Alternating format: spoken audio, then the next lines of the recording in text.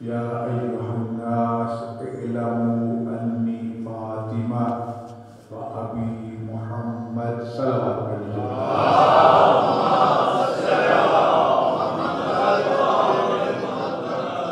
رب کائنات کے حضور و تصدق کے چاہتا ہے معصومین علیہ السلام بالخصوص مخدومہ کائنات مظلومہ کائنات جناب زہرا سلام علیہا قریب پروردگار ہم سب کی عبادات کو قبول و مقبول فرما، ہم سب کے صغیرہ کبیرہ گناہوں کو معاف فرما، مالک کائنات رزق وسیع حلال و طیب و طاہر عطا فرما، شر حاسدین منافقین ظالمین سے محفوظ فرما، بانی مجلس محترم دلاور صاحب کی حوائج شریعہ کو پورا فرما، ڈاکٹر صاحب کے تمام مرحومین کی مغفرت فرما، مالک کائنات ان کو ہر قسم کی بلیات سے محفوظ فرما، رزق وسیع حلال و طیب و طاہر عطا فرما، رب کائنات ہمارے طلبہ و طالبات کو زیور علم و عمل سے آراستہ و پیراستہ فرما، دشمنان اسلام کو تباہ و برباد فرما، سرکار حجت ابن حسن عسکری امام زمان علیہ السلام کے ظہور پردور میں عاجل فرما، رحم امام زمان علیہ السلام کے حوالہ و صحابہ شمال فرما، ربنا تقبل منا انک انت السمیع العلیم محمد وعلی بیتہ الطاہرین صلوات علیہ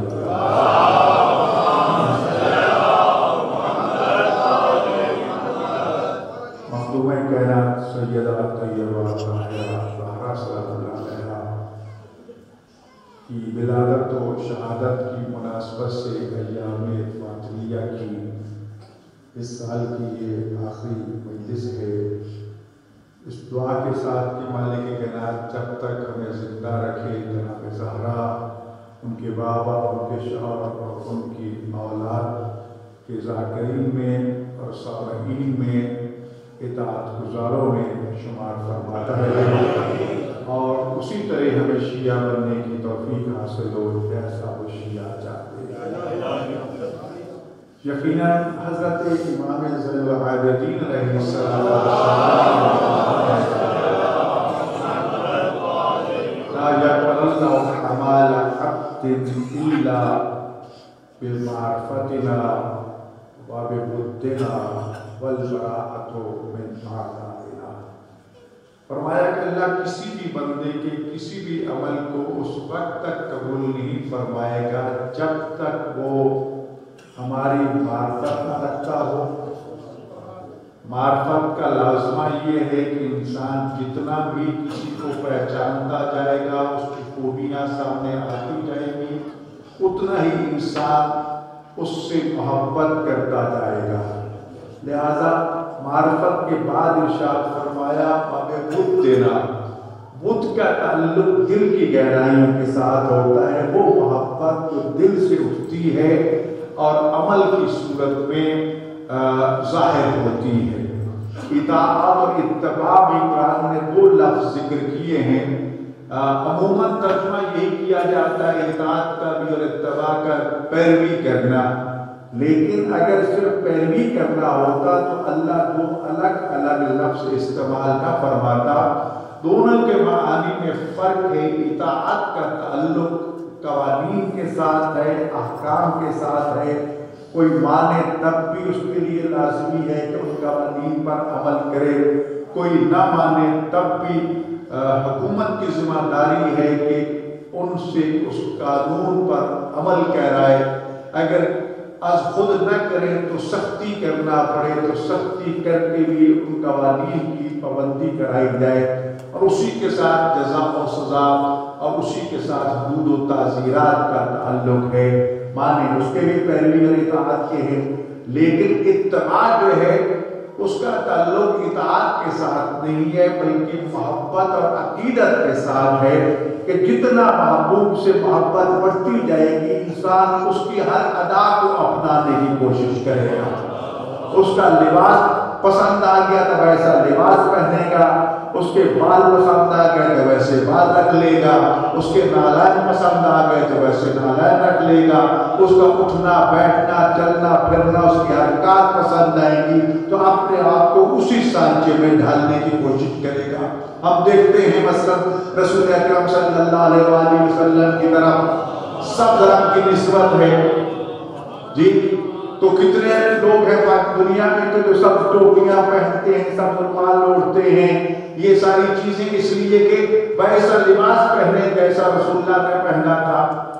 ایام غم میں ہم سیدھا لباس پہنتے ہیں, ہمیں علم ہوا کہ آل محمد نے حالت غم میں سیاہ لباس پہنا تھا, تو لہٰذا اس عشق کا نتیجہ یہ نکلا کہ ہم نے سیاہ لباس پہننا شروع کر دیا کہ آل محمد نے مصیبت کے وقت سیاہ لباس پہنا ہے, تو ہم کیونکہ ان کے فرما بردار ہیں اور اس سے محبت کرنے والے ہیں, تو لہذا ویسا ہی لباس اپنے لیے منتخب کر لیا. وگرنہ تو سفید لباس کی سب سے زیادہ عظمت ہے کہ سفید لباس کی ہے وہ سنت ہے. لیکن یہ چیزیں جو ہیں اتباع اور اطاعت میں فرق رکھتی ہیں. تو عزیزان گرامی, ہمیں بدھ جو ہے یا محبت جو ہے اس کا تعلق اطاعت کے ساتھ کم ہے اور اتباع کے ساتھ زیادہ ہے. یعنی دل سے آپ اس چیز کو مانیں گے, پسند کریں گے اور اپنے عمل, اپنے جوارے, اپنے اعضاء جسم سے اس کو نمایاں کریں گے, جو دور سے پتہ چلے گا کہ یہ فلاں شخصیت کا ماننے والا ہے, اسے بتانا نہیں پڑے گا. اس کے لباس سے ظاہر ہوگا. مثال کے طور پر حضرت امام حسن عسکری علیہ السلام نے مومن کی نشانیوں میں سے ایک نشانی یہ قرار دیا کہ اس کے دائیں ہاتھ میں عقیق کی انگوٹھی ہوگی. آپ جو ہی کسی کے ہاتھ میں انگوٹھی دیکھیں گے عقیق کی تو آپ فوراً سمجھ جائیں گے, اور اگر اس نے بائیں ہاتھ میں پہن رکھی ہے تو سوچنے پر مجبور ہو جائیں گے کہ جو علی والا ہے وہ عقیق کی انگوٹھی تو پہنتا ہے, پہنتا دائیں ہاتھ میں ہے جی.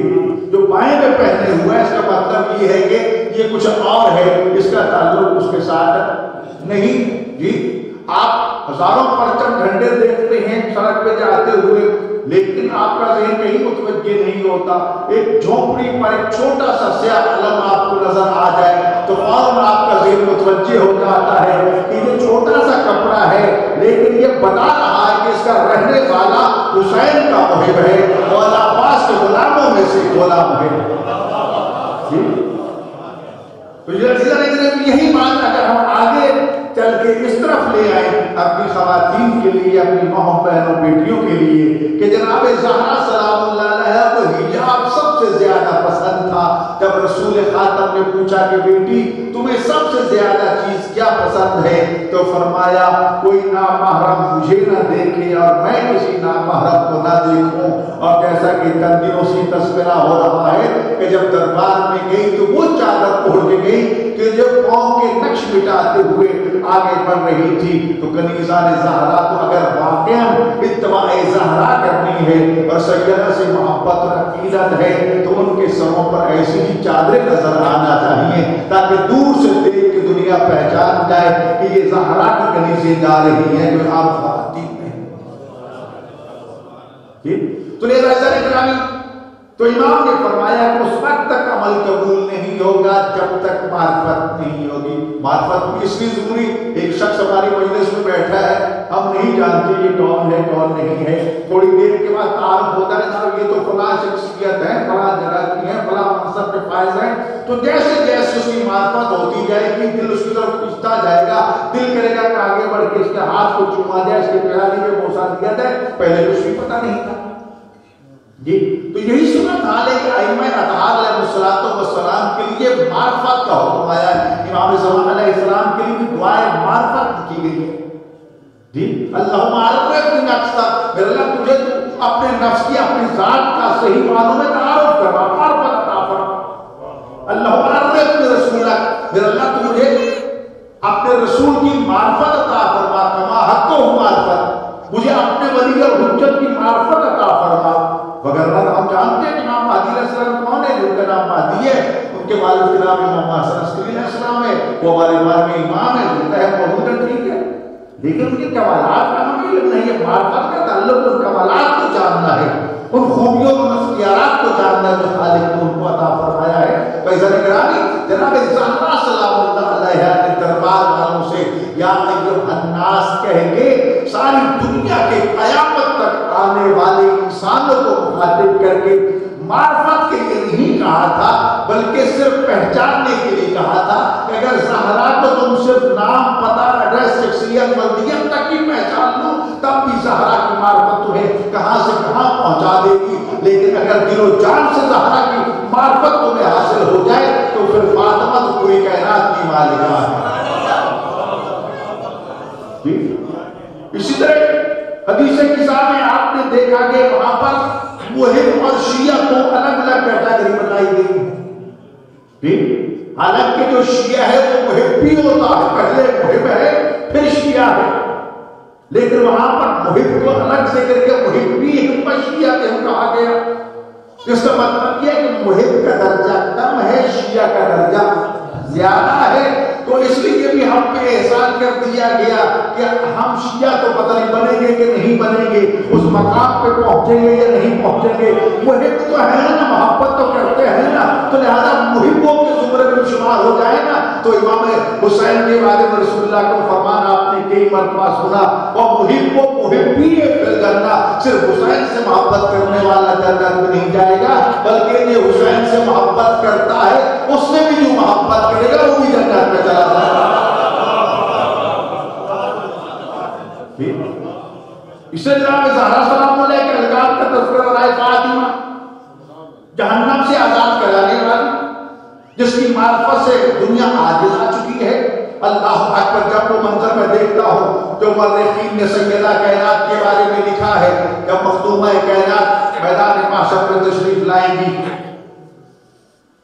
جنت کی اس اونٹنی پر سوار ہوگی جو ہیرے جواہرات اور موتیوں سے لدی ہوگی، اور چاروں طرف حوروں کا جھرمٹ ہوگا، 70,000 کا ایک دائرہ ہوگا، اس کے 1000 کا دوسرا، پھر تیسرا، پتہ کتنے چاروں طرف یہ دائرے ہوں گے، اور پھر ملائکہ کی صفی ہوں گے، اور پھر اس طرح شان شوکت کے ساتھ بطول جب میدان محشر میں تشریف لائے گی تو یہ عظمت زہرا ہے کہ پورے میدان محشر میں اعلان ہوگا، غضوا ابصارکم ونکسوا رؤوسکم، اپنی نگاہیں نیچی کر لو، اپنے سر کو جھکا لو، اس لیے کہ فاطمہ بنت محمد اللہ کے حضور اپنے بیٹے کا مقدمہ لے کے تشریف لا رہی ہے۔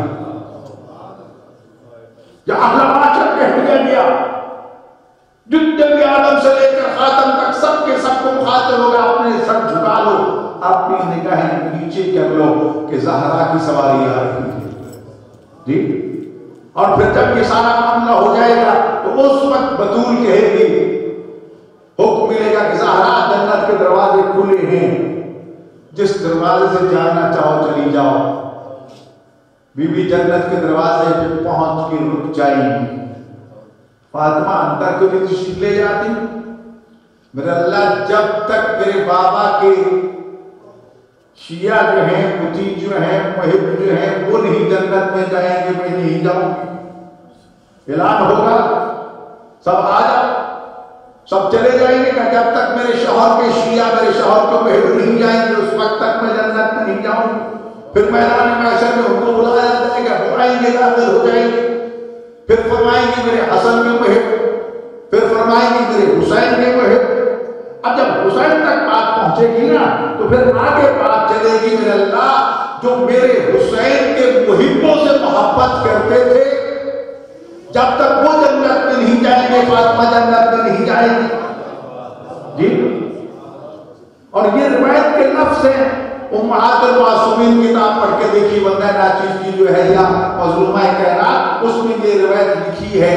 پھر کہا جائے گا کہ ان محبان حسین کے ساتھ جو جو محبت کرتا تھا وہ جب تک جنت میں نہیں جائے گا اس وقت تک زہرا نہیں جائیں گی۔ تو روایت کے لفظ ہے، اس وقت لوگ دور سے کہیں گے یار میں بھی آپ کے ساتھ مجلس میں جاتا تھا، میرا نام بھی لے لے، میں بھی تیرے ساتھ سبیلے لگاتا تھا، مجھے بھی ساتھ لے کے جا، میں بھی تیرے ساتھ امام حسین کی نوکری کرتا تھا، مجھے بھی ساتھ لے کے جا۔ دور سے لوگ اشارے کر کے کہیں گے مجھے بھی پہچانو، میں بھی ہوں جی۔ تو جو یہ کرتا جائے گا، یاد دلاتا جائے گا، حکم ہوتا جائے گا اس کو جنت میں لے جاؤ۔ ایسا نگرانی کوئی ایسا محب آل محمد اور ان سے محبت کرنے والا باقی نہیں بچے گا جب تک وہ جنت میں نہیں چلا جائے گا، تب کہیں گا کہ بطور جنت میں قدم رکھے۔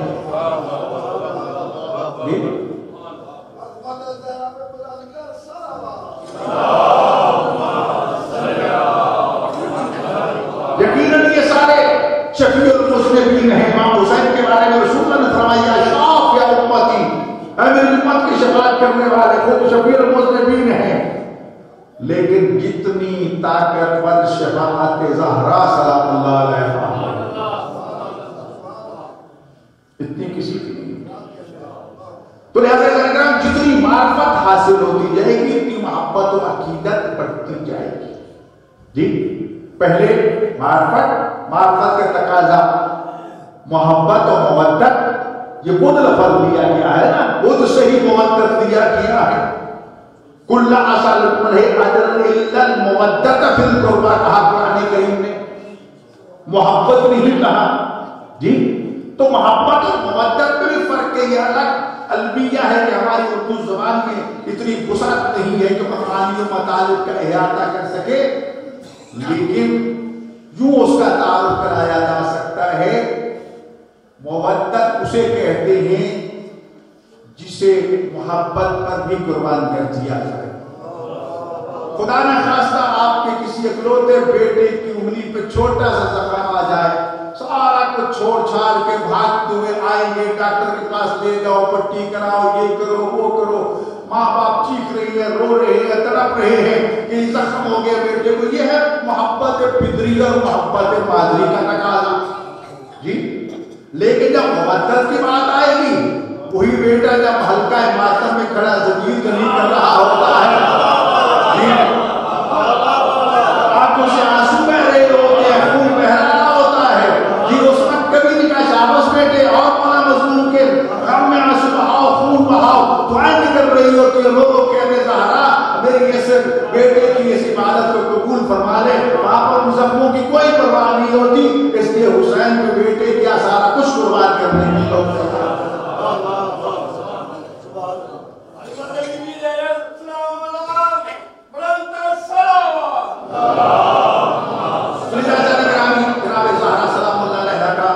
جتنی بھی معرفت ہوتی ہے کہ مودت یعنی دل سے وہ چیز آگے بڑھے گی، اور جب دل سے بات اٹھتی ہے، محبت تو کوئی دھوکے بعض محبتیں بھی ہوتی ہیں، وقتی محبتیں بھی ہوتی ہیں، لالچ کی محبت بھی ہوتی ہے، لیکن جہاں مودت آ جائے وہاں پھر یہ لالچ کوئی چیز حیثیت نہیں رکھتی۔ جی کسی شیعہ سے پوچھو نا، وہ کہے گا کہ مجھے آل محمد سے مودت اس لیے ہے کہ اس کائنات میں صرف وہی ہستیاں ہیں جس قابل ہیں، اور اس لیے میں یہ مودت نہیں اختیار کرتا کہ مجھے جنت مل جائے گی۔ جنت بھلا ان کی محبت کے مقابلے میں کیا حیثیت رکھتا ہے؟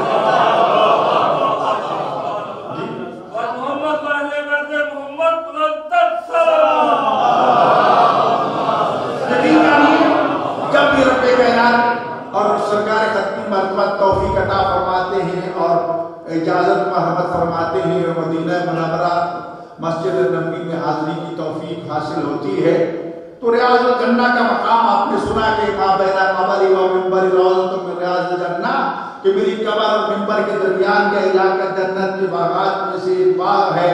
میں نے بہت کم کوشش کی ہوگی کہ ریاض الجنہ میں جاؤں، زیادہ سے زیادہ کوشش یہ کرتا ہوں کہ در زہرا کی چوکھٹ مل جائے، وہ کئی جنتوں سے افضل ہے، اس کے مقابلے میں ریاض الجنہ کی کیا حیثیت۔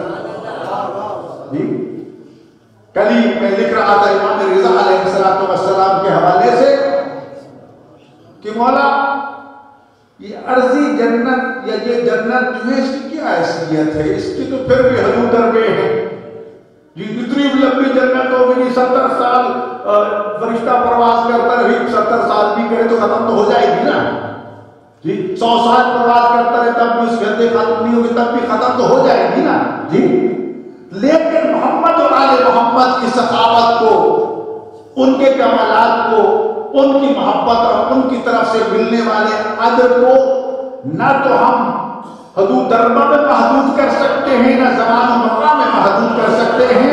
لہذا امام رضا علیہ السلام کا حرم اقدس ہو یا باقی ائمہ معصومین کے ان کی ذہنی شان مان کو نہ دیکھا کرو، وہ زمین خواہ مٹی کی صورت میں، جنت البقیع کی صورت میں ہے، بے شک ہمارے دل زخمی ہیں، ہم اس کو دیکھ کے برداشت نہیں کر پاتے، لیکن دشمن کی سازشوں سے اس کا مقام جنت ختم نہیں ہو جاتا۔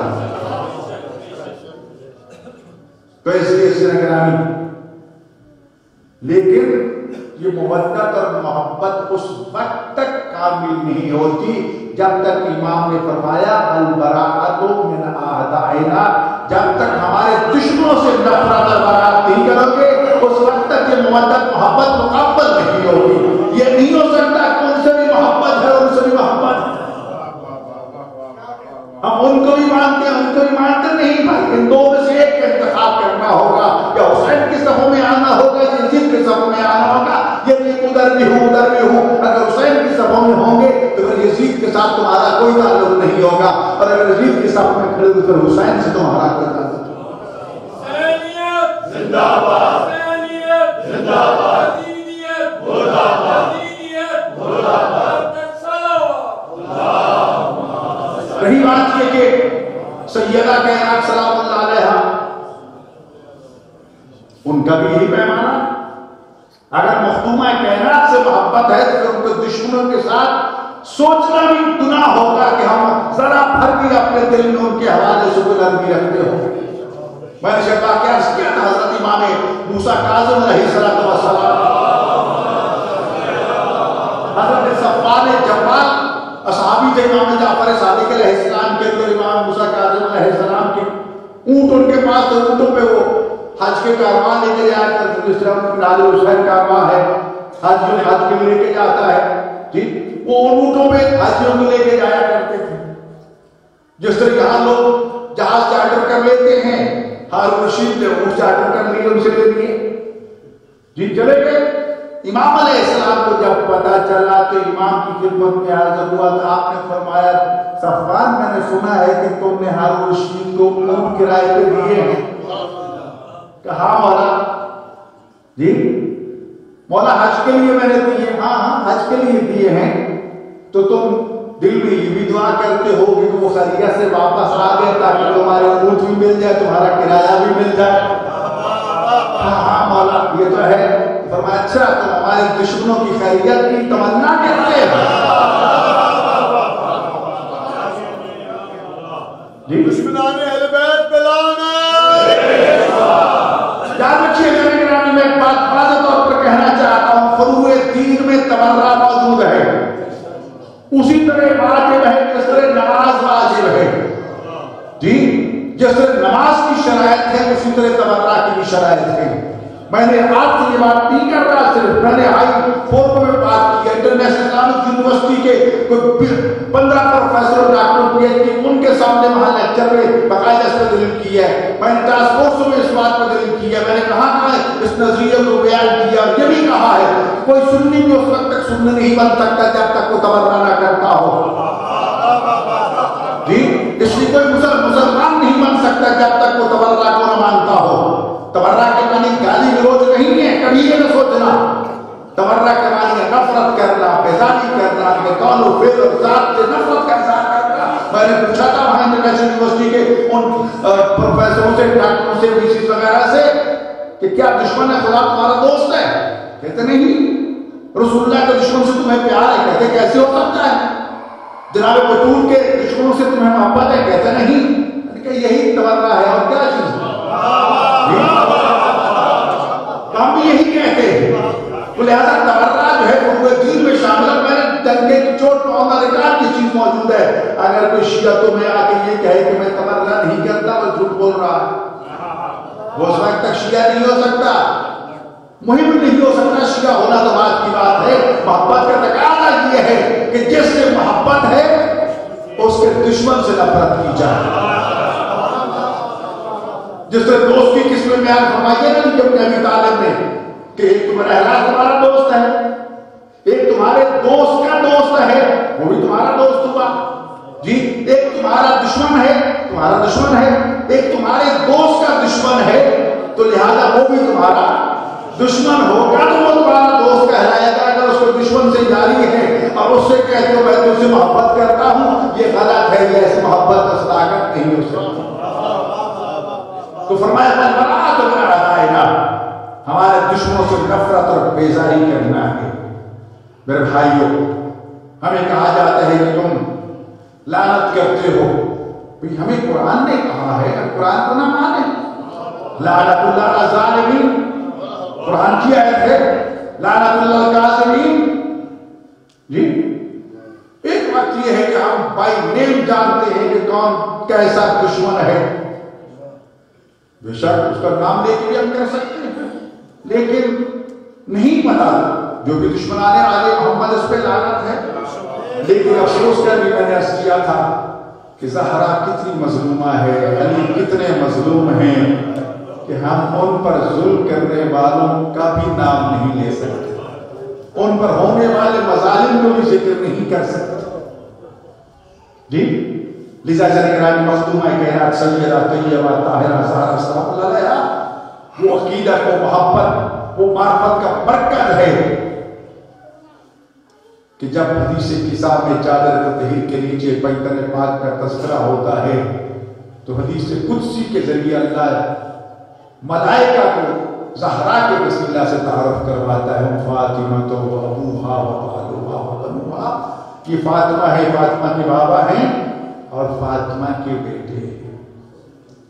ابناہا نہیں کہا، دو بیٹے، بنو کہا، بنو جمع ہے. گویا کہ سرکار حسن سے امام مہدی علیہ السلام تمام کا تذکرہ ہو رہا ہے، یہ سارے زہرا کے بیٹے ہیں. ٹھیک تو لیدہ نگرانی ایک دوسری بات میں عرض کرنا چاہتا ہوں، مخدومہ کائنات کو اللہ نے اختیارات کیا دیے. آج کل پھر ہم الجھے ہوئے ولایت کے حوالے سے، ولایت پر بڑی گفتگو ہوتی ہے، منہ جیسے نلیکیا کے وکیل ولایت بن جاتے ہیں، محافظ ولایت پتہ نہیں کیا کہ شیعہ قوم جاہلوں کو القاب دینے میں تو بڑی سخی ہے. جی جو مرضی القاب دے ذرا یونیورسٹی سکولوں کالجوں میں جا کے بیٹھنے کی ڈگری پڑھے بغیر جو لوگ آدمی کو مل جاتی ہے. جی تو ڈگریاں بانٹتے ہیں، پتہ نہیں تو اردو بھی آتا ہے نہیں پتا. ائمہ معصومین کے اسماء لینے ذکر پر زبان پر لانے کے آداب سے بھی واقف ہے یا نہیں؟ ڈگریاں بانٹتے ہیں نہیں. ولایت کی بات ہو رہی ہے. مجھے ایک بات بتاؤ، کیا شیعہ کی تعریف کیا ہے؟ شیعہ توحید پر عقیدہ رکھتا ہے، تمام مسلمان عقیدہ توحید رکھتے ہیں. یہودی بھی توحید، بے شک آج ان کا تصور غلط ہو گیا، لیکن اصل یہودیت میں توحید ہے، اصل عیسائیت میں توحید ہے. جی ہر مسلمان کوئی بھی ہو عقیدہ توحید رکھتا ہے، شیعہ بھی رکھتا ہے، کوئی فرق نہیں.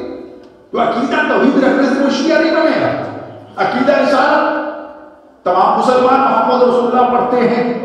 جی مسلمان کہلاتے شیعہ محمد رسول اللہ پڑھتے ہیں. تو وہ کون سی چیز ہے جو شیعہ کو شیعہ بناتی ہے اور مسلمانوں سے ممتاز کرتی ہے؟ وہ ولایت علی ابن ابی طالب اور باقی ائمہ معصومین کی ولایت. جی میں آپ سے کہوں کہ ہم شیعہ، پھر آپ سے پوچھو جو حلالی ہاتھ کھڑا کر کے ارے بھائی یہ جو یہاں بیٹھے ہیں یہ علی والے ہی تو بیٹھے ہیں.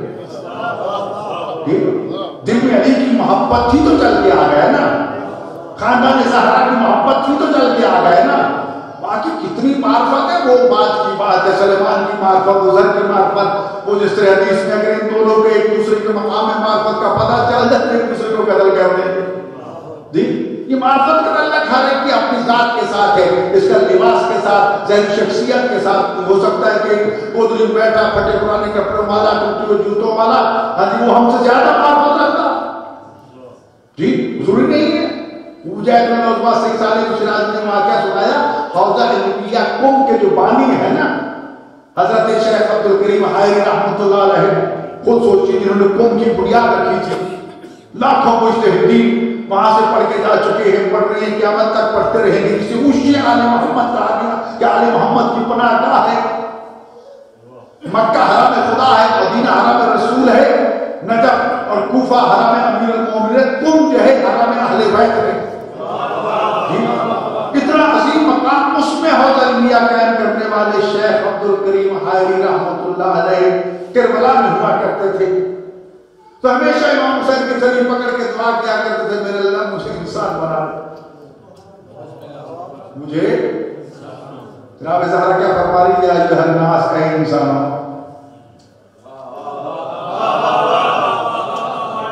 رسول نے کیا فرمایا؟ ایھا الناس ھذا حسین. حسین کو گودی میں بٹھا کے محراب منبر مسجد نبوی میں یہی فرمایا تھا، یا ایھا الناس ھذا حسین، اے انسانوں یہ حسین. جی تو گویا کہ رسول اللہ کا فرمان ہو یا جناب بطول کا فرمان ہو، یہ انسانوں کے لیے ہے جو ان کے قریب نہیں پہنچانا اور ابھی تک ان سے دور سے پریشان نہ ہوا کرو، وہ بیچارہ بھی شرف انسانیت سے بہت دور ہے، جس سے وہ انسان بن جائے گا تو پہچان لے گا۔ جی تو لذا دعا کرتے ہیں اللہ اپنے انسان بنا دے۔ ایک دن کہتے ہیں کہ امام حسین علیہ السلام کے ذریعہ کے سرحانے کھڑے تھے، شک اللہ کیا منظر دیکھتی ہے کہ تمام ذریعہ اچانک خالی ہو جاتی ہے، ظاہر سب غائب ہو جاتے ہیں، اور قائدی کی طرف جناب علی اکبر جناب علی اصغر کی ذریعہ مبارک کے پاس ایک نوجوان کھڑا، کہا جاتا ہے اس سے جا کے انسانیت سیکھو۔ پھر اسی طرح مجمع واپس آ کے وہاں سے چلے، دیکھا پھٹے ہوئے لباس ہے، سادہ سے لباس ہے، خستہ حال ہے، بال پراگندہ ہے، اور ادھر عبد العظمہ ہے، مرد تقلید ہے۔ ڈرتے ڈرتے اس کے کندھے پہ ہاتھ رکھا، اس نے کھول کے دیکھا تو بقول ان کے کہ وہاں یہ رواج ہے کہ یہ صرف اس طرح بٹن یہ بل پکڑ کے ہلانا، اس کا مطلب ہے کہ میرے پاس کچھ بھی نہیں۔ جس طرح مثلا فقیر آپ سے سوال کرتے کہتے بابا جی معاف کرو، یہ ہماری اصطلاح ہے یہاں کی، وہاں کی اصطلاح یہ ہے کہ یہ ہلا دیا سے مطلب میرے پاس کچھ بھی نہیں۔ کہتے تھوڑی دیر رکا، پھر ڈرتے ڈرتے میں نے دوبارہ گدے پہ ہاتھ رکھ کے کہ صرف کہوں کہ مجھے امام حسین نے فرمایا کہ کوئی سے انسانیت کا سبق سیکھ، اس نے پھر انہیں ہلا دیا کبھی ضرور کہ تھوڑی دیر پر تیسری مرتبہ جب میں نے ہاتھ رکھا تو وہ ناراض ہوئے، کہا میں نے تم سکھایا میرے پاس کچھ نہیں مجھے دینے کو۔ جی تو کہا میں تجھ سے مال دنیا نہیں مانگ رہا، مجھے امام حسین نے فرمایا کہ تجھ سے درس انسانیت سیکھو۔ جی کہا کہ چلو میرے ساتھ چل، لے گئے ایک سرائے تھی مفت رہنے والی جگہ، فقیروں مسکینوں کے لیے، غریبوں کے لیے، پاس کچھ نہیں ہوتا تھا، وہاں مکان تھا، وہاں لے کے گیا، خواتین کو منع کر دیا، پر دیکھو میرے پاس کچھ نہیں تجھے دینا۔ کہا میں تجھ سے کوئی مال دنیا دینے کے لیے نہیں آیا، میں تجھ سے انسانیت کا سبق سیکھنے کے لیے آیا ہوں، انسان بننا۔ تو میں صبح آیا کہتے میں صبح اٹھا، سورج طلوع ہو گیا، سوچا ذرا ٹھہر کے جاؤں گا، تھوڑا سورج بلند ہوا تو جب وہاں پہنچا تو رونے کی آواز آ رہی تھی۔ پتا چلا کہ وہ بندہ خدا اسی صدمے میں دنیا سے چل بسا کہ میرے اس مقام کا کسی کو علم کیوں ہوا ہے، کسی کو راز کا پتا کیوں چلا جو میرا اور امام حسین کا تھا۔ کمال تو یہ ہے نا کہ جب ہم سلام کریں تو ذریعے سے جواب کیا ہے وہ میرے زائد میرا بھی تجھ پر سلام۔ جی تو ایسا نگرانی انسان کوئی معمولی رتبہ نہیں ہے۔ تو زہرا یہ فرماتی ہے یا ایھا الناس اعلموا فاطمہ، مجھے پہچانو میں فاطمہ ہوں، اور پھر یہ نہ سمجھیے کون سی فاطمہ ہے، وہ ابھی محمد، میرے بابا کا نام محمد ہے۔ تو فاطمہ کی معرفت اگر حاصل کرنی ہے تو فاطمہ تو کمالات کا وہ مرکز و محور ہے، جو رسالت و نبوت اور امامت، یا کیا خوب تعارف ہمارے استاد محترم بیت اللہ محسن قرافی نے فرمایا تھا کہ فاطمہ دختر نبوت ہے، فاطمہ زوجہ ولایت ہے، اور فاطمہ مادر امامت ہے۔ نبی کی بیٹی ہے فاطمہ، علی جیسے ولی کی بیوی ہے فاطمہ، اور حسن سے لے کر مہدی تک جیسے ائمہ معصومین کی ماں اور جدہ کا نام ہے فاطمہ زہرا۔ جی اور جہاں تک ولایت کا تعلق ہے عزیزان گرامی، ایک بات میں نے پہلے دن بھی عرض کی تھی کہ ولایت کی دو قسمیں، ایک کا تعلق احکام دین کے ساتھ ہے، ایک کا تعلق انسان کی تکوین کے ساتھ ہے، خلقت کے ساتھ ہے۔ جہاں تک شریعت کا تعلق ہے، محمد آل محمد بانی شریعت ہیں، صاحب شریعت ہیں، محافظ شریعت ہیں، وہ بات کر لیں تو وہ شریعت بن جاتی ہے، وہ عمل کر لیں تو وہ شریعت بن جاتی ہے، ان کے سامنے کوئی کام کرے اسے منع نہ کرے، تائید فرما دیں وہ شریعت بن جاتی ہے۔ جی میں نے کچھ ایسے بھی نادان دیکھے ہیں، جاہد دیکھے ہیں، دشمن دیکھے ہیں کہ امام حسین پہ فتویٰ جاری کر رہے ہیں کہ امام حسین نے آپ سے نماز کی نہیں تھی، نعوذ باللہ من ذالک، اس لیے کہ ان کے بدن پہ خون تھا، خون نجس ہوتا ہے، اور نجس بدن میں نماز نہیں کرے۔ عقل کے اندر سب سے پہلے جو سوچو کہ وہ ہے کون، جس کا عمل، جس کا قول، جس کا فعل شریعت ہے، وہ عین شریعت ہے، میں اس کو شریعت سمجھانے والا پھر میدان جہاد کے احکام کچھ اور ہیں. یہاں تو حکم ہے کہ پوری کوشش کیجئے قبلہ رخ آپ کا ہونا چاہیے نماز کے لیے، حتی کوئی سینٹی میٹر تک بھی اگر آپ اس جہاد کو متعین کر سکتے ہو تو کرو. لیکن حالت جہاد حکم ایک مرتبہ رک کر کے بھولے کر اللہ اکبر کہہ کے جہاد جاری رکھو، نماز جاری رکھو، نماز بھی ہوتی رہے گی، قبلہ ساتھ ساتھ گھومتا رہے گا ہماری سواری جی اس سے مقابلہ کرتے. پھر یہ تو آیت تحید کے وارث ہیں کہ نجاست ان کے قریب گئی نہیں، جا ہی نہیں سکتی. اللہ نے اسے نجاست کا ہمیشہ دور رکھا ہے. تبھی تو بات یہ کہتے ہیں بھائی جو ان کے قریب نہیں آیا، سمجھ لیجئے قریب نہیں آیا تو اس لیے نہیں آیا کہ وہ نجاست ہے، وہ رجس ہے، اور اللہ نے اس میں سے دور رکھا ہے، ان کے قریب نہیں آ سکتا. جی لیکن اس کے برعکس ہم دیکھیں مولا علیہ السلام مصلی فرما رہے ہیں، مولا علیہ السلام وضو بھی کر رہے ہیں، رسول اللہ وضو بھی فرما رہے ہیں. وجہ یہ تھی کہ اگر وہ ہمیں وضو کر کے نہ دکھاتے تو کون دکھاتا؟ وہ ہمیں زکات ادا کر کے نہ دکھاتے تو کون بتاتا؟ وہ جہاد کر کے نہ بتاتے تو ہمیں کیسے پتا چلتا کیا ہے؟ رسول اللہ فرماتے سلو کما رہے تو وہ جو سلی ویسے نماز پڑھے جیسے تم نے مجھے نماز پڑھتے دیکھا ہے.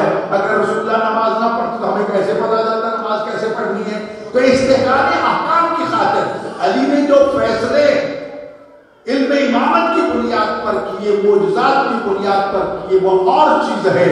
لیکن اس بات قوانین کے حوالے سے گواہیاں بھی لی، شہود بھی لیے، گواہوں کو پرکھا بھی صحیح، سب مدعی مدعا کو بھی دیکھا، یہ سب کچھ دیکھ کے فیصلے کر کے ہمیں قانون دیا کہ ہم تو وہ علم نہیں رکھتے جو علی مولا کے پاس موجود ہے. جی ہمارے لیے قواعد و ضوابط مرتب کرتی ہے. تو لہذا ایک پہلو ولایت کا اس شریعت کو مدون کرنا ہے. یہ وہ ہیں کہ جن کا قول شریعت ہے، جن کا فعل شریعت ہے، ان کے سامنے کوئی کام کرے تو وہ مانا نہ فرما کو شریعت بن جاتا ہے. یہ شریعت پہ ہے، یہ کسی حد تک امام زمان علیہ السلام کے زمانے تک پہنچی. رسول اللہ نے کسی کو یمن کا گورنر بنا کے بھیجا کہ فیصلہ کیسے کرو گے؟ والا قرآن سے دیکھوں گا، قرآن سے نہ ملا تو کیا کرو گے؟ آپ کو سنت سے دیکھوں گا، اگر سنت سے نہ ملا تو پھر کیا کرو گے؟ کہا اجتہاد کروں گا. فرمایا ہاں ٹھیک، کیسے کرو گے؟ یہ سب اجتہاد کے اصول ہیں. فرمایا ٹھیک ہے جاؤ. مولا علیہ السلام فرماتے ہیں رحلہ سے 3-4 دن پہلے 3 دن پہلے رسول اللہ نے مجھے اپنے سینے پہ لٹا کے 1000 باب علم تعلیم کیا. میں نے ہر باب سے کئی 1000 باب علم اجتہاد کیے. تو لہذا یہ اجتہاد جو ہے امام باقر علیہ السلام نے اس کے قواعد و ضوابط متعین فرمائے، امام صادق علیہ السلام نے اس کے قواعد و ضوابط متعین فرمائے کہ آپ تک کسی کوئی خبر پہنچی. مثال کے طور پر ایک خبر مجھ تک پہنچتی ہے، کاشمی صاحب کہتے ہیں کہ امام جعفر صادق علیہ السلام نے فرمایا کہ وضو میں ہاتھ ایسے دھونا ہے. جی اور ساتھ جناب زیدی صاحب کہتے ہیں کہ میں نے امام جعفر صادق علیہ السلام سنا ہے کہ ہاتھ ایسے دھونا ہے. جی اب کس کی بات مانو؟ کاظمی صاحب کی مانو، زیدی صاحب کی مانو؟ ایک ایسے کہہ رہا ہے، ایک ایسے کہہ رہا ہے، دونوں ماشاءاللہ. تو فرمایا اب دیکھنا پڑے گا کہ زیدی صاحب کیا ہیں، کاظمی صاحب کیا ہیں. جی ان کی یادداشت کیسی ہے، ان کا اپنا کردار کیسا ہے، ان کی گفتار کیسی ہے، اپنے بولنے میں سچے ہیں، بڑے محتاط ہیں یا لاپرواہ ہیں. جی ایک ہی چیز پتہ چل جائے کہ دونوں ٹھیک ہے، بالکل متقی بھی ہیں، مومن بھی ہیں، پرہیزگار بھی ہیں، احتیاط بھی کرتے ہیں. تو پھر آ جائے کہ یہ دونوں چیزیں آپس میں ٹکرا رہی ہیں. اگر ایسے کروں تو ہو سکتا ہے ویسے کرنا ہو، ویسے کروں تو ہو سکتا ہے ایسے کرنا ہو. تو یہ کہہ دے تو اس میں پھر آپ بحث ہوتی ہے متن پر. جیسے مثلا الحسین منی و انا من حسین، یہ لفظ بھی وہی ہے جو زبان رسالہ سے نکلے ہیں، اسی طرح ہم تک پہنچے ہیں. عام طور پر حسین منی و انا من الحسین، من الحسین غلط ہے، من حسین ہے. جی حدیث کا سب ہے من حسین، تو وہی لفظ ہم تک پہنچتے ہیں. مانا ظاہر وہی ہوگا جو زبان رسالہ سے الفاظ نکلے ہیں. ایک وقت راوی جو ہے جناب وہ کہتا ہے کہ مجھے جہاں تک اچھی طرح یاد ہے رسول اللہ نے یہ فرمایا تھا، لیکن اس کے بعد کے لفظ مجھے یاد نہیں ہے، مجھے ذرا نسیان بھی ہے بھول گیا. تو جو زبان رسالت اور امامت سے لفظ نکلے ہیں اس کے معنی کچھ اور ہوں گے. جو مجھ جیسے نااہل کی زبان سے تو لفظ نکلیں گے اس کے معنی کسی کے ہی ہو سکتے ہیں. تو بات کا اعتبار ختم ہو جائے گا. وجہ ہے نا بھائی. تو لہذا راویوں کے بارے میں گفتگو ہوگی، پھر اس متن کے بارے میں گفتگو ہوگی، پھر اس کو تطبیق کی جائے گی. ٹکراؤ ہو رہا ہے اشیاء پہ زیادہ ہے، پھر علم اصول کے قواعد ضابط وہاں لایا جائے گا، پھر اس میں پرکھ کے پھر نتیجہ دیا جائے گا کہ نہیں جناب یہ الٹا ہاتھ دھونے کو کہا گیا تھا نا، یہ غلط ہے، یہ صرف دھونے کو صحیح ہے کیونکہ اس کی یہ دلیلیں جو ہے وہ تائید کرتی ہیں. یہ اجتہاد ہے.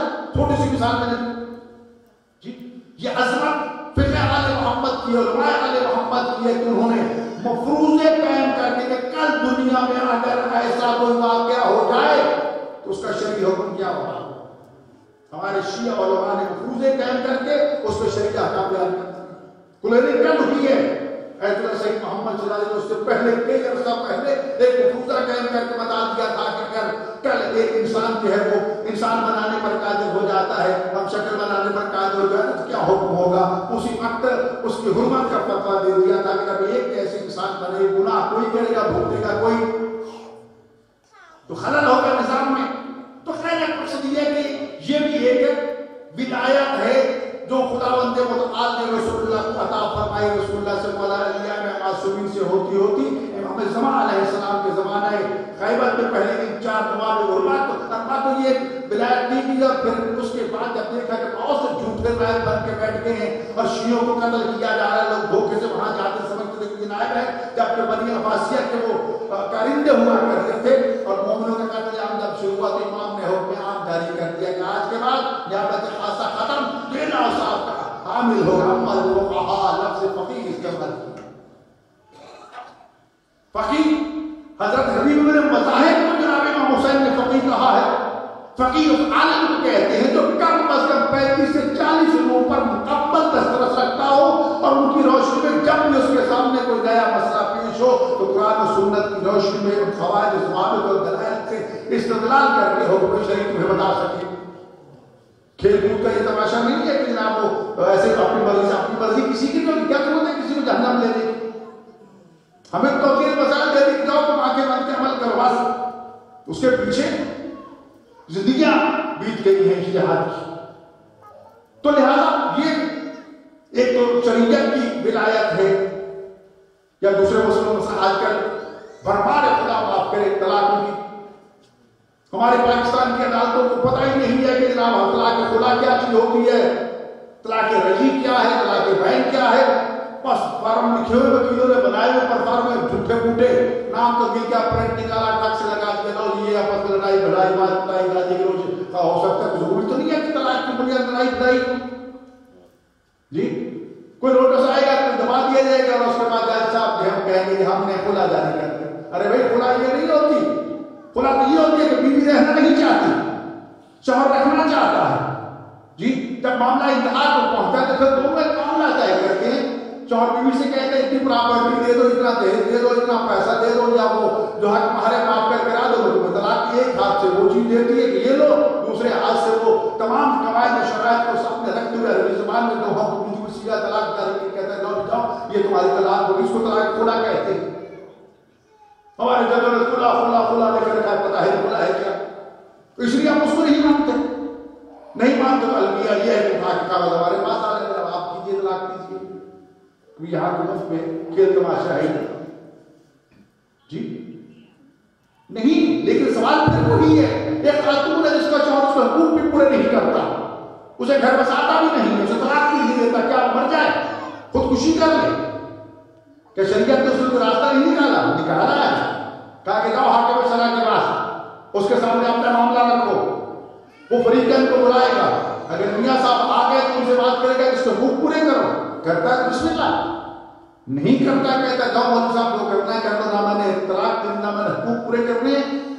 اس کے بعد پھر مولوی صاحب وہی حق کی ولایت استعمال کرتے ہیں جی جو جزوی طور پر اسے ملا ہے. ٹھیک ہے بچوں، اگر تو نہ اپنی بیوی کا حقوق ادا کرتا ہے نہ طلاق دیتا ہے، اب میں اس حق ولایت کو جو علماء نے ہمارے اساتید نے ائمہ معصومین سے جو چلتے چلتے ہم تک پہنچے اس کو استعمال کرتے ہوئے سے کسی کا طلاق جاری کر لو، لو بیٹے طلاق کا سیدھا جاری ہو گئی، پوری کرو جا کے شادی کر لو۔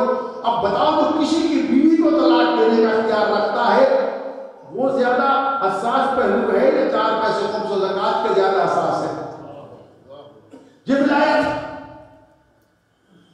جو علماء کے بعد جزوی طور پر ہے، جو مسلمات ہیں اس میں نہیں، کوئی نہیں کہہ سکتا 3 کی جگہ 4 رکعت پڑھ لو، 4 کی جگہ 2 پڑھ لو، 2 کی جگہ 1 پڑھ لو، نہیں۔ جو طے شدہ چیز ہے اس میں کوئی کسی قسم کا کوئی اجتہاد نہیں ہے۔ اور دوسری قسم ہے جس کو ولایت تکوینی کہا جاتا ہے، جس کا کون کے ساتھ کسی چیز کے وجود میں آنے کے ساتھ تعلق ہے، موجود نہیں ہوگی وہ کہے ہو جائے، یہ ولایت تکوینیہ ہے۔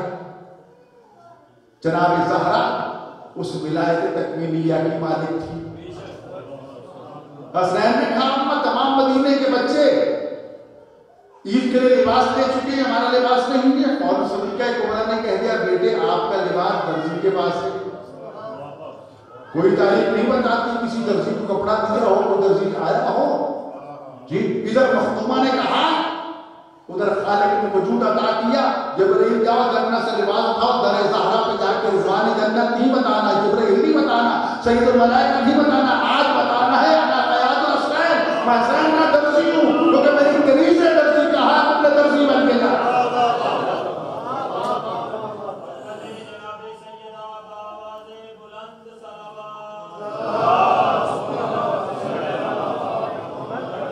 تو ایسی چیزیں در آل محمد سے ہمیں ملتی ہیں۔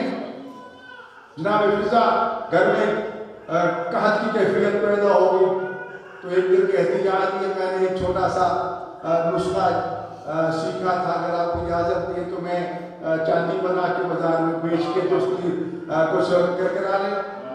تو کیسے چاندی بناؤ گے فضا؟ یہ ایسے ایسے فرمایا اس میں اگر فلان چیز بھی ڈال دو تو اصلی والی بن جائے گی جی۔ لیکن فضا کیا تم یہ سمجھ رہی ہو کہ ہم مجبور ہیں جی؟ کہا ذرا زمین کی طرف دیکھو، جب دیکھا تو وہ سونا کہ ہماری تو نگاہ جو ہے دنیا کی کیفیتوں کو حیثیتوں کو بدل کے رکھ دیتی ہے۔ ہم تو رضا بالقضاء و تسلیما لامر، اللہ کی رضا پہ راضی رہنے والے ہیں۔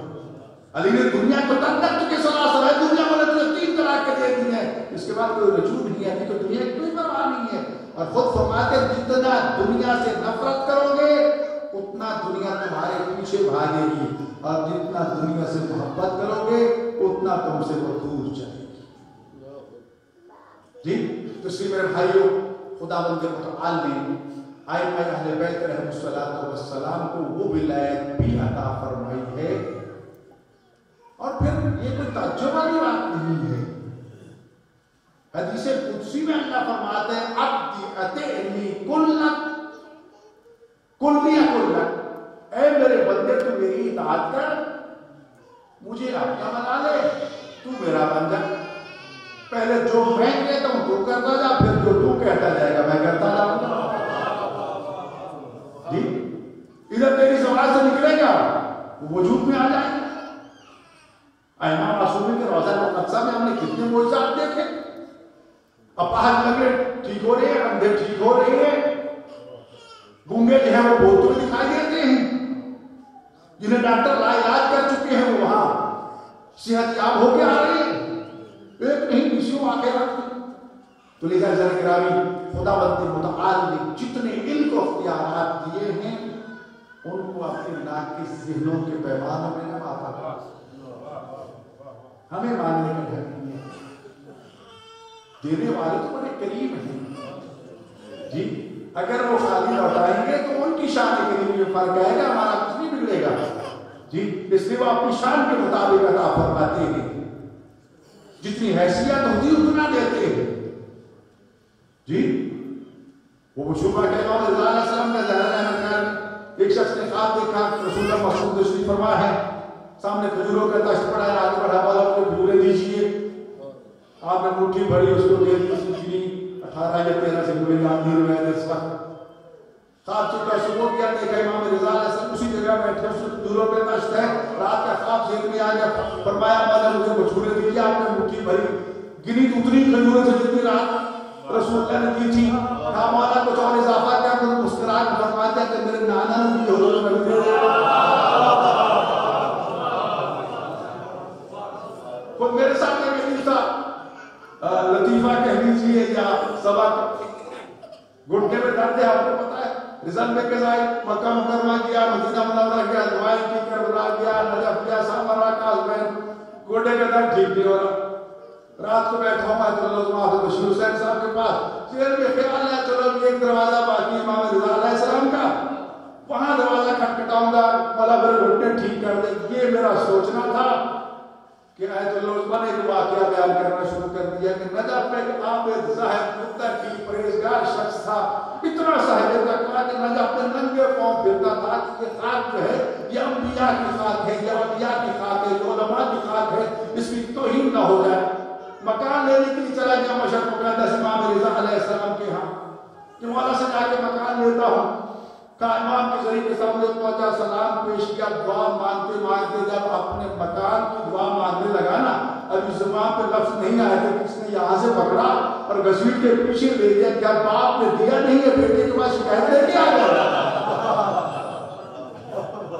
تو یہ میں نے سنا تو میں بھی چپ ہو کہ مولا رضا گوڈا ٹھیک ہو نہ ہو میں حق زیارت کے لیے آیا. تو بات کیسے ابھی گرانی خدا بندے متعال نے تو وہ اختیارات یہ جس کا ہم اندازہ مجھے لگوا ہوگا. یہاں سیدھی سی بات ہے, ڈاکٹر کہتے 9 مہینے 6 مہینے لگے کہیں تو پہنچو مشرق. اب آ کے ماما اتارا تاکہ یہ کچھ رکاوٹ کے اس کے اپنی کچھ پروٹوکول انتقال دے جا کے مولا رضا کے ذریعے سے چپک کیا. جب ہٹا تھا تو لگوا نہیں تھا. تو میرے بھائی یہ وہ دروازہ ہے کہ جہاں پر خدا نے اتنے اختیارات دیے, مردے زندہ کہہ سکتے, چھوٹی موٹی چیزیں کی حیثیت رکھتی ہیں. اور یاد رکھیے جناب سیدہ کائنات سلام اللہ علیہ کو جتنے اختیارات خدا نے دیے شاید کسی نے. آج بھی میں سن رہا تھا, آپ نے فلم دیکھا ہوگا قاسم سلیمان کہ فلاں میدان میں ہم پسپا ہو رہے تھے, جناب زہرا کا نعرہ ہم نے لگایا, سیدہ کو پکارا, ہمیں فتح ہوئی, سمندر میں طوفان آ گیا, جناب سیدہ کو پکارا, جی پہاڑوں میں سیدہ کو پکارا, دریاؤں میں برف باری میں سیدہ کو پکارا, اور مخاطب کہا کہ اے اپنے بچوں کی موت جہاں تم نہیں تھی وہاں زہرا جیسی ماں ہماری اوپر چھتری کر کے کھڑی تھی. جی وہ کسی کو لامارس نہیں چھوڑتی. تو میں نے پوچھا کہ عرض کیا کہ ایک دفعہ شرف کا گاؤں کا ٹاسک فورس بنی اور مجھے بطور شیعہ نمائندگی کرنا پڑی. تو ایک دفعہ پوری طرح پھنس گیا, چاروں طرف سے حکومت بھی میرے خلاف ہوگی, مولوی سارے خلاف ہو گئے. مطالبہ تھا کہ عزاداری کو امام مولا میں بند کیا جائے. مولوی کے پاس کیا جائے, مجھے کوئی جلوس کی دلیل بتاؤ. جو دلیلوں نے بتائیں اگر وہ میں بیان کر دوں تو آج عزاداری کمروں کے اندر ہوتی. تو جناب سیدہ کی نماز کے اس تقاصی تجربے اس لیے بیان کر رہا ہوں اور آپ کو یہ پیغام دینا چاہتا ہوں. جناب بطول کا دروازہ جناب سیدہ کتنی عظمت نہ کمال ہے. پنجاب ہاؤس میں ٹھہرا ہوا تھا, وہ کے دعا مانگی, استغاثہ جناب زہرا پڑھی اور کہا کہ بی بی میں ان کا دشمن اس لیے ہوں کہ وہ تیرے دشمن ہیں, تیرے بیٹے کے دشمن ہیں. میرے پلے کچھ نہیں, تو جان تیرا کام جانے, میں جا رہا ہوں. میں ممبر حسینی سے عرض کر رہا ہوں, نہیں کہنا چاہیے لیکن سیدہ کائنات کے لطف و کرم کی بات کر رہا ہوں کہ مخدومہ کائنات نے اس طرح سرپرستی کی, ایسے پاس سوچنا کہ جیسے میری پشت پہ کسی کا ہاتھ ہے لمس ہوتا تھا, اور پہلے وزیروں مشیروں کو پٹک کے مارا, پھر مولویوں کو, اور انہیں مجبور کر دیا کہ نہ صرف یہ عزاداری کے جلوس جاری ہو سکے, انتہا ایسے ہو رہا تھا, کدھر سے دلی آ رہی تھی, کدھر سے آ رہی تھی, کدھر سے جی. اور یہ طے کر تھا وہاں سے اس سال کراچی میں خطرہ ہے, لہٰذا وہاں پر ہیلی کاپٹر چلایا جائے سیکورٹی کے لیے, جلوس کے لیے. ایسا نہیں گرامی سیدہ کائنات کسی کا حق نہیں رکھتی, خاص طور پر اپنے مظلوم بیٹوں کے عزاداروں کا حق. یہ واقعہ بھی آپ نے, میں ہمیشہ عرض کیا کرتا ہوں پہلی محرم کے واقعات میں کہ 2 میاں بیوی بڑے ہوئے, 5 سال عزادار تھے. ایک سال ایسا آیا کہ سوانے عزا کے پیسے مایوس ہو گئے کہ ہم کسی اور عزا خانے میں جا کر عزاداری کر لیں گے. ان کا ایک چھوٹا سا بیٹا کہتا ہے نہیں امی ابو ہم اس سال دوسرے گھر میں حسین منائیں گے جس سے پہلے مناتے تھے. کہا بیٹا ہمارے پاس تو وسائل نہیں, کا میں نے انتظام کر لیا. کیا कहा मुझे जाके बाजार में बेच दो, जो कीमत मिले उससे हुसैन के सब आजाद बिछा दो। क्या बेटी ऐसे कहा? जाके बेचा 500 दिनार में, कितने में लेके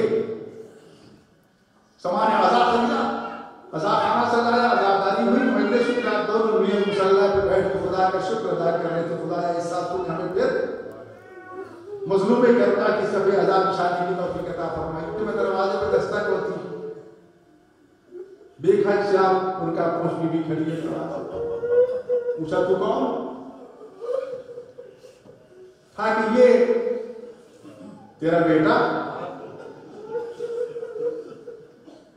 कहते भी मेरे पास पैसे भी मैंने खर्च कर दिए, मैंने बोला कि कम में रजादारी का सामान खरीद दिया, मेरे पास पैसे वापस लौटाने को समझा कि शायद हुई होगी क्या आई है जिसको मैंने बेटा बेचा है। कहा नहीं, अपना बेटा भी ले और ये पैसे भी ले, मैं उसी गरीब हुसैन की मां हूं जिसकी आजादारी के लिए तुझे अपने बेटे को फरोख दिया है। मैं किसी में अपने आजादार का हक नहीं रखती, तो तू किसी का हक नहीं रखती। कभी भी जेल में ये ना आना कि तरह ज़हरा से खाली चले जाएंगे। अगर हम इस काबिल हैं तो यकीनन हमें अता करेंगे। अगर उनकी नजरों में अभी हमारी काबिलियत नहीं है, वो हमें नहीं अता फरमाते, तो शुक्र अदा किया करो, वो जानते हैं, शिकवा न किया करो। जनाब बतूल, मैंने परसों भी अर्ज किया था कि जिसकी इताअत अंबिया पर वाजिब है, औलिया पर वाजिब है, वहूश तय्यूब पर वाजिब है, परिंदों दरिंदों पर वाजिब है, वो सैयदा का मकाम बाहर सैयदा है कि जिसके लिए पूरा मैदान मैशर निगाहें झुका लेगा। मेरे भाई, परसों अली ने खुदा जाने किस तरह ज़हरा को रात की तारीकी में और खुदा जाने कहा दफन किया। वसीयत की थी फातिमा ने असली कब्र का निशान मिटा देना, 40 कब्रें बनाना। और रिवायत में है कि दूसरे दिन अली तलवार लेके बकी में बैठे थे, देखा कि मुसलमान आ गए। फिर ज़हरा को इल्म था कि मेरी कमर को भी ये मिस्मार कर देंगे। जब अली को तलवार उठाए देखा तो जुर्रत, और फिर ये एक दिन के लिए नहीं, उलमा बयान फरमाते हैं कि अली हर रोज कब्र ज़हरा पे आके बैठ जाते, तिलावत कुरान करते, दुआएं करते। एक दिन जब बैठे थे ना तो कब्र ज़हरा ने हिलना शुरू कर दिया। खैर तो है, कब्र में बेचैन हो गई। अबुल हसन, मैं अपनी ज़ैनब को वसीयत करके आई थी, बेटा मेरे हुसैन को प्यास बहुत लगती है, मेरे हुसैन की प्यास का ख्याल रखना। अबुल हसन, ज़ैनब सो रही है, हुसैन को प्यास लगी है, हुसैन उठे हैं, पानी मांग मांग के मायूस हो के प्यासे सो गए हैं। मैं अपने बिस्तर के दोनों जाने पानी रखा करती थी कि अगर हुसैन पानी मांगे तो मुझे पहलू न बदलना पड़े, और पानी उठा के हुसैन को पेश कर दिया करती थी। अदालत ने ये सुन के अली अपने घर आए, ज़ैनब सो रही थी, सानिया ज़हरा के बिस्तर के सराहने खड़े होकर अबुल हसन ने रोना शुरू कर दिया। अदालत जब अली की आंखों में गर्म आंसू ज़ैनब के चेहरे पे पड़े ना, तड़प की आंखें खोली, बाबा को रोते हुए देखा ना, कहा बाबा रो क्यों रहे हो? बेटा ज़ैनब, क्या तूने अम्मा की वसीयत बुला दी है? तेरी अम्मा ने वसीयत की थी ना, मेरे हुसैन को प्यास बहुत लगती है। मैं तेरी अम्मा की कब्र पर बैठा कुरान पढ़ रहा था कि तेरी अम्मा की कब्र में हिलना शुरू कर दिया। ज़हरा कब्र में बेचैन हो गई। मैंने जब पूछा तो कहा मेरा हुसैन प्यासा उठा है, पानी मांग मांग के प्यासा सो गया है। हजारों उलमा मुकातिल बयान फरमाते हैं, उस वक्त ज़ैनब कहती है बाबा आज के दिन की माफी ले लो, फिर जिंदगी भर ज़ैनब खुदा ही नहीं करेगी। फरमाते हैं ज़ैनब हमेशा इस इंतजार में रही कि हुसैन पानी मांगे और मैं हुसैन को पानी लूं। मदीना में ज़ैनब इंतजार करती रही कि हुसैन पानी मांगे। अदा करो वक्त आ गया, मदीना छूटा, मक्का तक ज़ैनब इंतजार में रही कि पानी मांगे, हुसैन को पानी दूं। अदा कर दो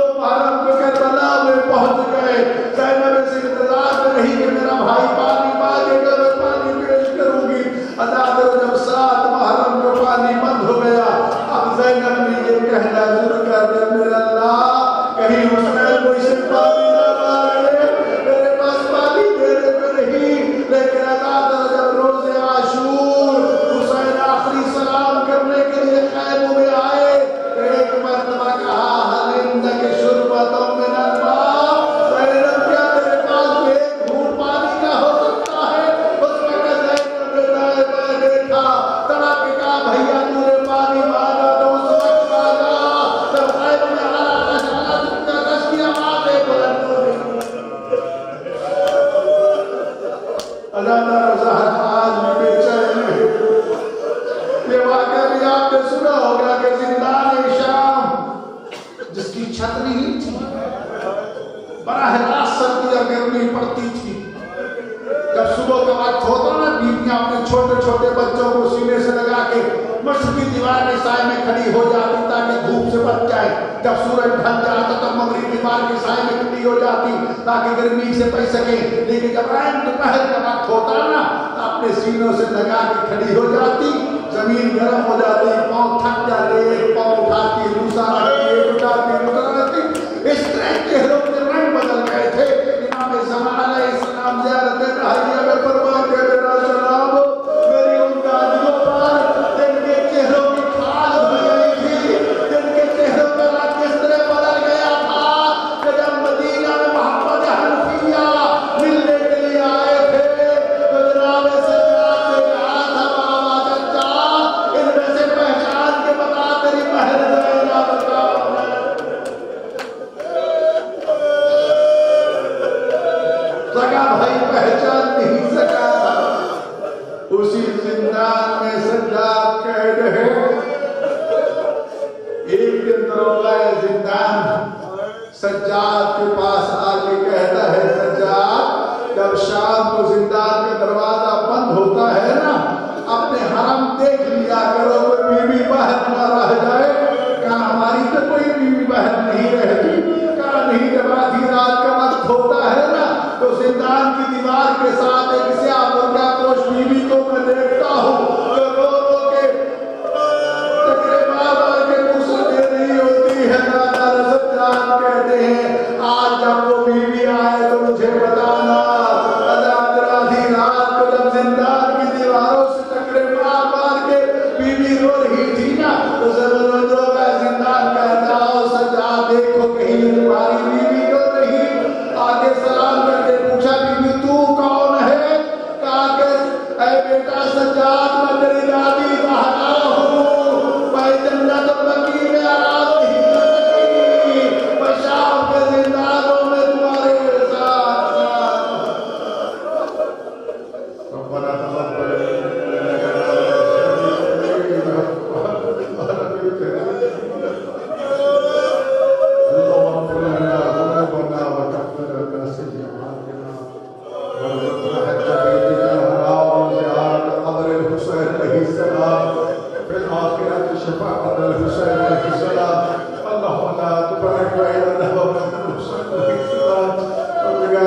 शिकस्ता पहलू उस मजलूमा के वास्ता जो आदमी कमर में बेचैन पता तो रसूल की मजलूमियत का वास्ता हमारी ख़वातीन को हया इफ़्फ़त अता फरमा। जो वालिदैन अपनी बेटियों के रिश्तों के सिलसिले परेशान हालत में परेशानियों को दूर फरमा। मालिक कहना हमारे सगीरा कबीरा गुनाहों को माफ़ फरमा। शफ़ीए रोज़े जज़ा सदीक़ा कुबरा फिल आलमीन मज़लूमा कहना जनाब ज़हरा की शफ़ाअत नसीब फरमा। कादिर मुतलक हमें हर साल जब तक जिंदा रखे मज़लूमा कायनात की सफ़े अज़ाब उछालने की तौफ़ीक़ अता फरमा। मालिक कायनात आपकी सफ़े अज़ा के बाद मोहतरम डॉक्टर साहब की हवाले शरिया को पूरा फरमा। उनके मरहूमीन की मग़फ़िरत फरमा। उनके मरहूमीन को आला ज़िंदगी में मकाम बुलंद और रफ़ी अता फरमा। मालिक कायनात दादा मिन्हाज हुसैन के मामूनीन जो हयात को डूले उम्र अता फरमा। रिज़्क़ के वसी हलालत जो वक़ार अता फरमा। तो दुनिया से जा चुके मालिक कायनात उनकी मग़फ़िरत फरमा। मोमिनीन अज़ादारान जहाँ कहीं भी है सदीक़ा कुबरा के सदक़े में उन्हें हर किस्म की बलियात से महफूज फरमा। ऐ मालिक कायनात तुझे वास्ता अपनी इज़्ज़त जलालत का मोमिनीन ईरान मोमिनीन इराक़ मोमिनीन बहरैन मोमिनीन अफ़गानिस्तान जहाँ कहीं परवरदिगार साहिबान मोमिनीन और मुहब्बान आले मोहम्मद मौजूद है कुछ शर्र ज़ालिमीन से محفوظ فرما وطن عزیز کو استحکام عطا فرما اس کی نظریاتی فطرتوں کی حفاظت فرما مالک کائنات ہمیں صحیح معنوں میں محمد و آل محمد کا شیعہ اور پیروکار بننے کی توفیق عطا فرما حجت نورانی امام زمان علیہ السلام کے ظہور پر ظہور میں تعظیم فرما اور ہم امام زمان علیہ السلام کے اعمال و صالحات کا شمار فرما ربنا تقبل منا انك انت السميع العليم بحق محمد اهل بيته الطيبين الطاهرين المعصومين بفضلك ورحمتك يا ارحم الراحمين آدم حسین یا زہرا یا زہرا یا زہرا یا زہرا یا زہرا یا زہرا یا زہرا